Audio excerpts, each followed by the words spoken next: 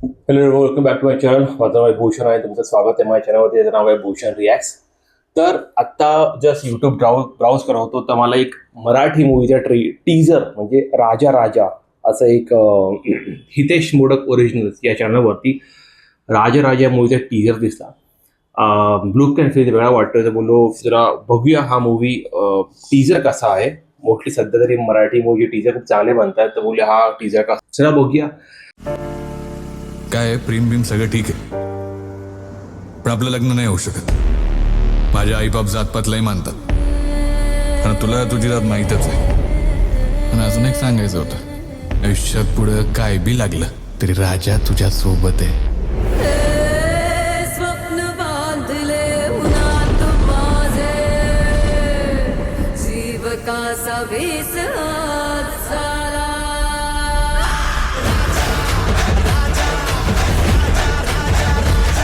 प्रेमाची सुरुवात जात पाहून होत नाही, पण प्रेम निभावण्याची वेळ आली की मात्र जात वेगळी आहे असं म्हणून त्या प्रेमाचाच शेवट केला जातो.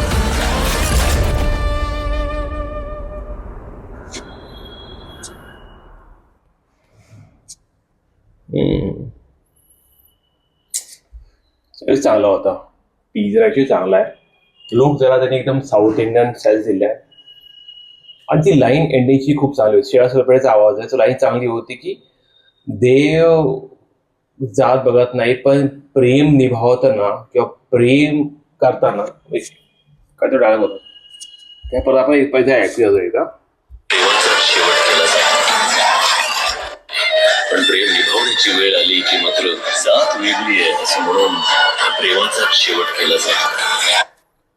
हा डायलॉग आणि ते श्रेया सुरपेचा आवाज म्हणजे ऍक्च्युली किती गोजवून चालेल मला फील झाले. कारण तो रायटिंग जो असतो ना डायलॉगचा, तेवढं कळतं की रायटिंग मध्ये डायलॉग खरं त्या इम्पॅक्टफुल आहे की नाही. Look and feel south Indian movie सारखा मला वाटतं तो साऊथ इंडियन कॅमेरे कुठल्या मूवीला बघतो इन्स्पिरेशन असू शकतो, किंवा त्या लुक अँड फीलला घेऊन म्हणजे जसं साऊथ इंडियन मूवी खूप चालत आहे तसं त्याला इन्स्पिरेशन घेऊन त्याला पुश करता येतील. बट येस, मूवी एक सामाजिक विषय पडून चालणार, प्रेम जातपात जेव्हा दिसतं स्टार्टिंगलाच की तो बोलतो की मी जात मानता, घरचे खूप जात मानतात, आपलं लग्न होऊ शकत नाही. स्टार्टच खूप अशी इम्पॅक्टफुल होती. अँड एंडर डायलॉग त्याचा जो आला श्रेया त्रिपाठीकडून तो अजून इम्पॅक्टफुल होता, तो आवाज. सो येस, पिक्चरचा टीजर चांगला वाटला. त्यात थोडं अंडरस्टँडिंग आलं की ओके टीजरमध्ये हा मूवी सामाजिक विषय घेऊन प्रेम या गोष्टी घेऊन चालणार आहे. ज्यात एकाची जात आहे, तिची जातच तिला माहिती नाही कुठली आहे. सो त्याची जात कुठली आहे मला माहिती नाहीये, ती पुढे कळेल.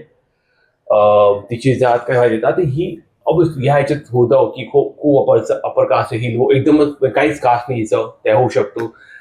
विषय वेगळा होऊ शकतो जेव्हा तुम्ही समजा त्याची कास्ट अपर न करता त्याची पण कुठली लोअर कास्ट दाखवा आणि हिची कास्टच नाहीये, त्याच्यामुळे जो पिक्चर जेव्हा करताय ना तो विषय खूप वेगळा होऊ शकतो. कारण कास्ट सगळीकडे सगळ्या सिस्टम मध्ये भुनली गेलेली आहे की प्रत्येक ह्याच्यात माझ्याहून लोअर तू आहे हा दाखवला जातो. जर त्यांनी तो काही अँगल घेतला तर मूवी जेव्हा वेगळा बनवू शकतो, पण तुम्ही तोच अँगल घेतला परत की अप्पर कास्ट आहे तो आणि ही लोअर एकदम लोअर काही लाग असणार, तिथे परत तो खूप एक एक असा विषय बनलेला जो खूप जणांनी वापरला गेला आहे. तर नवीन काय भेटणार नाहीये. सब्जेक्ट न्यू असेल ना तर ते प्रेझेंट केल्यानंतर ऑडियन्स तेवढं अपील होते, जाऊन पिक्चरला पुश भेटतो तेवढा.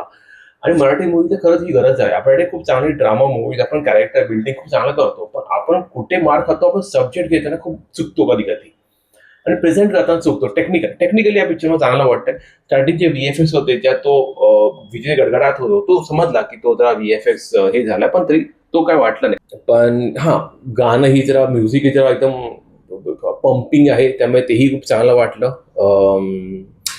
बघायला गेलो त्या मूवीचा डायरेक्टर जो आहे त्याचं नाव आहे बघूया एक मिनिट पुढे येऊया आपण. हा, so Hitesh Modak original present Raja Raja, director by Sachin Kamble, featuring Amruta Dhongade and Ayush Sanjeev, voice over by Shreya सलपडे.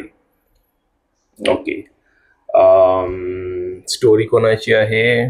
So story कोणाची लिहिली नाही, म्हणजे आय थिंक सो स्टोरी पण सचिन कांबळे यांचीच असेल. असंच आहे की फिल्म बाय सचिन कांबळे की स्टोरी असं लिहिलं असं बरं पडलं. तर स्टोरी एवढा काय उल्लेख नाही कुठे. सो लेट्स अज्युम की स्टोरी पण सचिन कांबळे यांचीच आहे ती. बट येस म्हणजे क्रेडिट बघता मला दिसते की आहे चांगली स्टाफ यूज केला. पण हां आता सध्या मराठी मूवी चांगला चालू आहे की बजेट थोडा वापरला जातो, मूवी सगळे चांगला असायचं, म्युझिक पण एलिव्हेट होते, स्क्रीन पण चांगले वाटतात बघताना, त्यामुळे त्यांना तो पुश हवा आहे, तो पुश भेटतो, माणसं बघतात. तर माझी हीच विनंती आहे की बाकीची मराठी मूवी जेव्हा बनतात ना, तर मी पण अशा प्रकारे त्याला जर टेक्निकली जर पुश तुम्ही द्याल, चांगले कॅमेरा यूज करून, चांगलेच लोकेशनवरती यूज करून, कलेक्टरी चांगलं केलं, म्युझिक चांगलं वापरलात ना, मग भली नवीन ऍक्टर असो किंवा ऍक्टर अनोळखी असो, पिक्चर चालणार कारण तुझी स्टोरी चांगली आहे.